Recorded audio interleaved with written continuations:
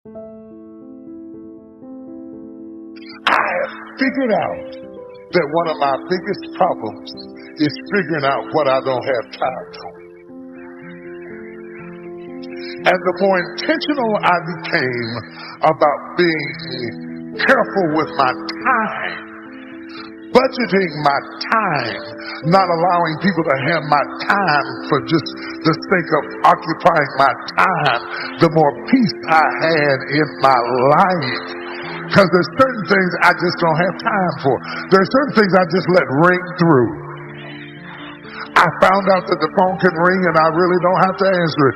There's certain things I just let ring through because what I'm doing right now, I don't have time for that. Somebody write that down. I don't have time for that. Yeah. Albert Einstein had a quote. He said, imagination is everything. It's the preview to life's coming attractions. So whatever is in your imagination, God places the life he has for you in your imagination. Because your imagination is God showing you a preview of a coming attraction he has for you. Your imagination is real. Your imagination is not hocus pocus. If you keep imagining something, that's your heavenly Father saying, hey, this is what I have for you. And you have to attend to that. Don't play your imagination off, because your imagination is a preview of a coming attraction God has for you. So if you keep imagining a business, you got to go for it. If you keep imagining a big promotion, you got to go for it. If you keep imagining a second home, you should go for it. If you keep imagining being rich one day, you should go for it. Whatever's in your imagination, it's not there by accident. It's there because that's how he shows you what he has for you. The problem is when you have stuff in your imagination, you have these big dreams, your problem is you tell it to the wrong people. If you want to kill a big dream, tell it to a small-minded person. And the reason people don't believe in your dreams is because God didn't show it to them. He showed it to you. They don't have to see it. Nobody in my family thought I should quit my job to pursue comedy. Not a single one of them except my father. So at 27, when I said I'm quitting my job, I won an amateur night on October 8th, 1985. I won $50. I went to work the next day and quit my job. Oh, everybody thought I was the biggest fool in the world, but they didn't see what I saw. I had been praying that God would show me what I was going to do with my life, because up to 27, I had no idea. When I won that comedy competition, I said, this is it. This is what I'm going to do with the rest of my life. I went in there and told it to them, you a fool. I'm a fool. Ta-da. No, I'm not a fool. I was just foolish enough to believe in my imagination. And I asked God, I just kept praying, God, show me, show me. So all through homelessness and all of that, God just kept talking to me. Hang in there. When it looked like I wasn't going to make it, he just said, hang in there. I got something for you. And what God had for me was a life that was beyond anything I could have ever imagined. But it starts with your imagination. So if you think you ought to have a business, if I was you, I would go for it. Why not? What else you going to do? What, you going to keep working a job you don't like? What, you going to be nothing? What? Colonel Sanders had been frying chicken his entire life. He had been sharing his recipe all around the United States. Nobody believed in it. Colonel Sanders didn't get his first franchise until he was in his 60s.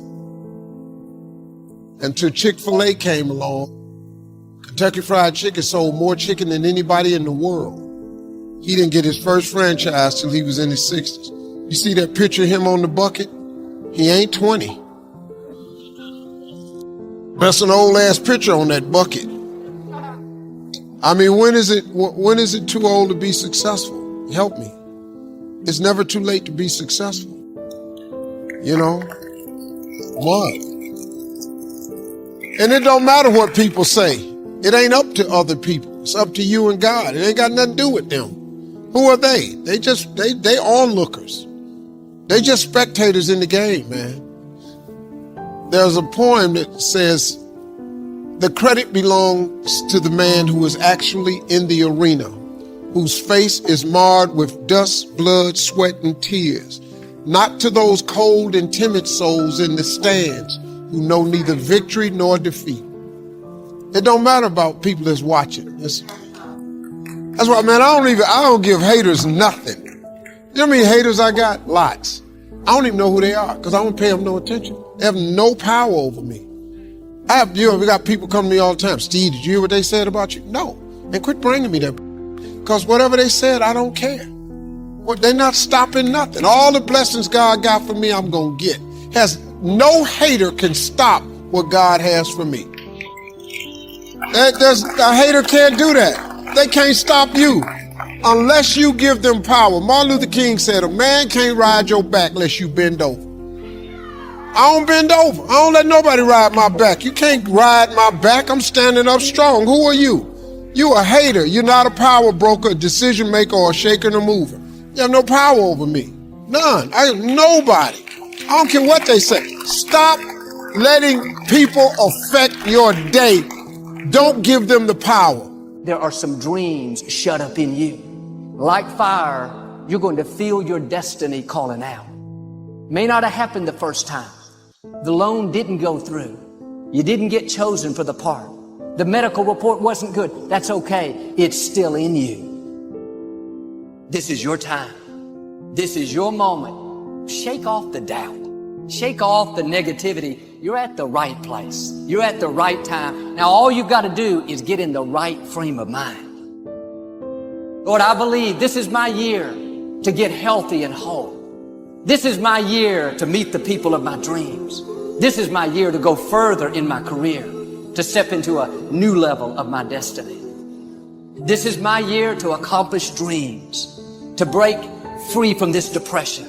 This is my year to meet the right people. This is my year to get healthy and whole. This is your year to see double. This is your year for vindication, for restoration, for new beginnings. Now get your mind going in the right direction. Transformative thinking. Some of you got saved, you really are saved, but your thinking reflects where you came from.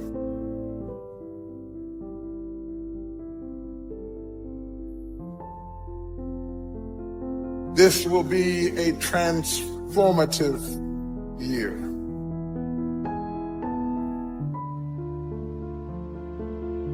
Truth of the matter is, everybody in here is going through a change. You don't have to be ashamed of yours. We are all in the process of transforming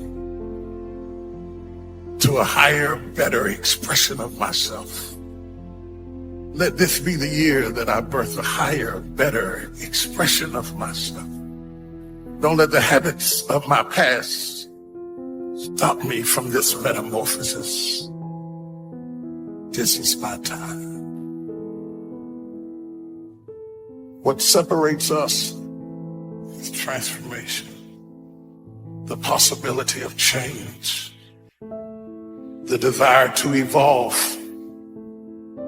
the passion to get up off the ground and stop eating dirt.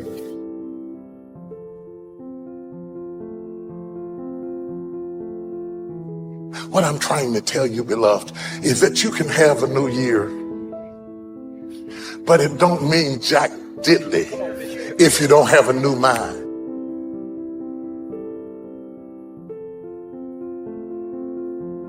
It is not the movement of the clock that produces the newness of life. It is the movement in your mind.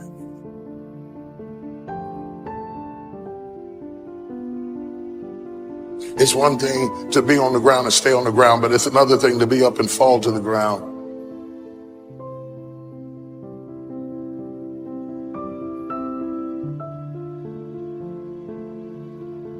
I'm tired of doing what I used to do. If I always do what I've always done, I'll always be where I've always been. I'm going to throw it behind me. There's somebody in this room that nobody would think would be in a church tonight, but you drew them to this place tonight because you want them to be a new me in a new year and have a new attitude and a new mind and a new mentality. If you can kill it in your head, you can kill it in your life. Now the clock can strike midnight all it wants to, but if that thing is still living in your head, it's going to still be living in your life. If you're still bitter in your head, you're going to be bitter in your life. You're just going to have a new calendar to work that same old conniving, hateful stuff that you did last year. You're still going to be jealous. You're still going to be insecure. You're still going to be cussing people out and drinking communion. But if the clock strikes 12 and something flips in your mind and you say, wait a minute, devil, it is over. I'm telling you that you can buy a new car, but if you put the old man in a new car, you're still going to have the old experience.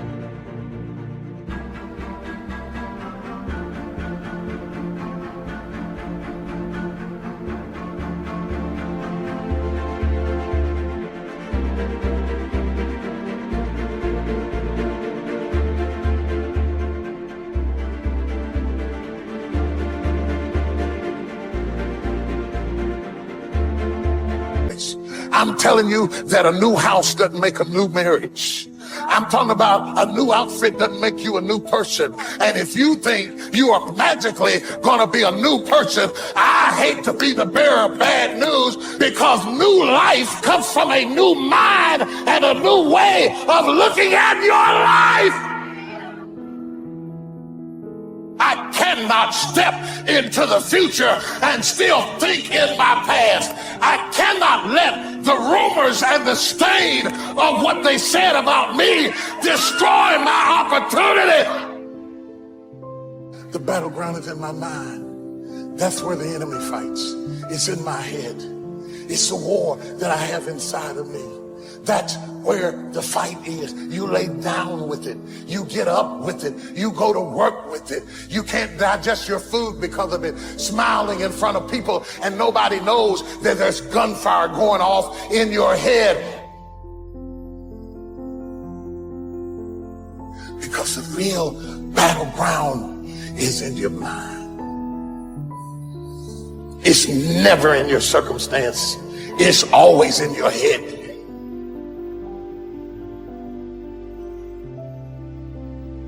Throw it behind you. You're going to hear all kinds of things said about you. Throw it behind you. The enemies that you see today, you will see them no more. No weapon formed against you shall be able to prosper. Every tongue that riseth against you, God will condemn. This is your moment.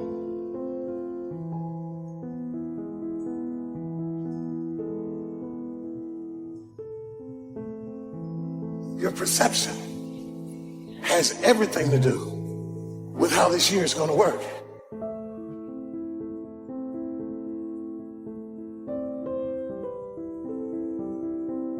Sometimes your history determines the fierceness with which you fight against what is in front of you.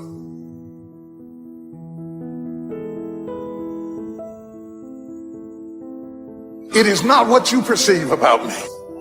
It's what I perceive about me.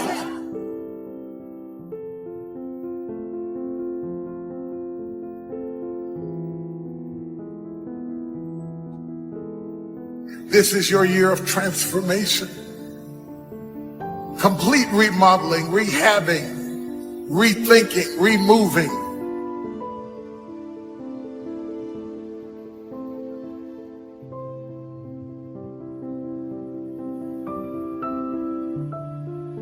Fix me.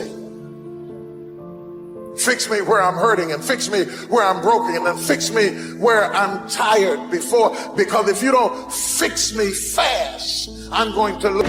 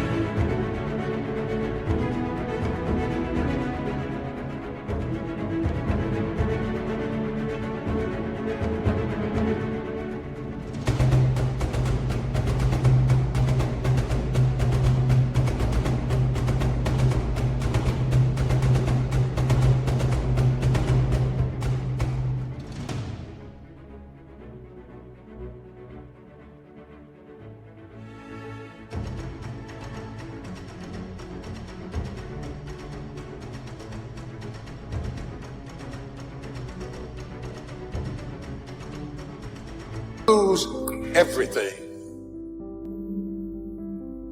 This is the battleground.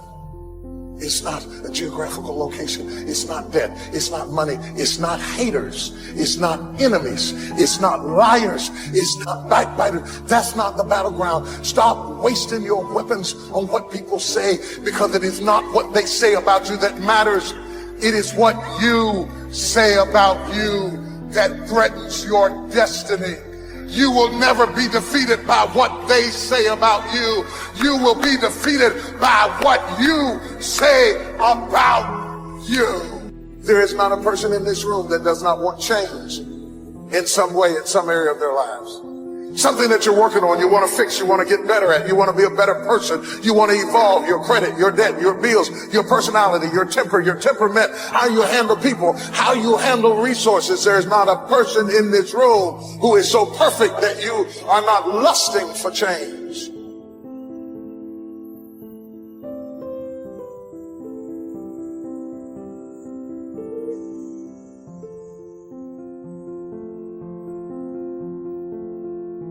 Slap somebody and tell them, I gotta kill it tonight. I gotta destroy it tonight. I gotta get rid of it tonight. I gotta throw it behind me tonight. I can't drag that same old mess into another year.